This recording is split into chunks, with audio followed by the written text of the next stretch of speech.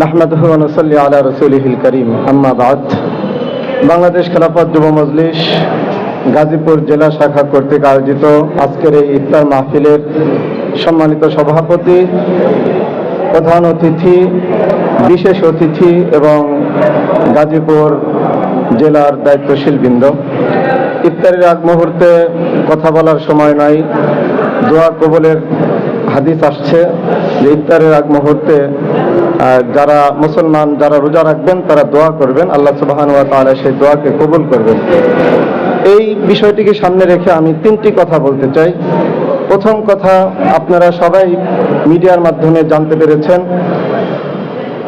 গতকাল সাহরির সময় ফিলিস্তিনের গাজা মুসলমান ভাইদের উপরে ইসরায়েল যে নৃশংসতম হত্যাযজ্ঞ চালিয়েছে তা ইতিহাসে এক নজিরহীন। আমরা আজকের এই ইফতার মাহফিল থেকে অতি সত্বর এই হামলা বন্ধের আহ্বান জানাচ্ছি এবং বিশ্বের মুসলিম রাষ্ট্রগুলোকে ইসরায়েলের বিরুদ্ধে কার্যকর পদক্ষেপ নেওয়ার উদারত আহ্বান জানাচ্ছি। তার সাথে সাথে বাংলাদেশ মুসলিম রাষ্ট্র হিসেবে ইসরায়েলের বিরুদ্ধে গাজার পক্ষে দাঁড়ানোর বলিষ্ঠ ভূমিকা পালন করার উদারত আহ্বান জানাচ্ছি। দ্বিতীয় কথা, আপনারা প্রিন্ট মিডিয়া এবং ইলেকট্রনিক মিডিয়ার মাধ্যমে জানতে পেরেছেন, আমাদের পার্শ্ববর্তী রাষ্ট্র ভারতে বেধম মুসলমানদের উপর জুলুম নির্যাতন চলছে। বাংলাদেশের একজন নাগরিক হিসাবে আমাদের পার্শ্ববর্তী রাষ্ট্র ভারতকে বলতে চাই, আপনারা এই মুসলিম নিধন বন্ধ করুন। যদি তা করতে ব্যর্থ হন, বাংলাদেশের 18 কোটি মুসলমান ভারত অভিমুখে লং মার্চ করতে বাধ্য হবে ইনশাআল্লাহ। আরেকটি কথা, আমাদের দেশে সময়ের সবচেয়ে আলোচিত বিষয় হলো ইফটিজিং, দর্শন ব্যাপক হারে বেড়ে গেছে।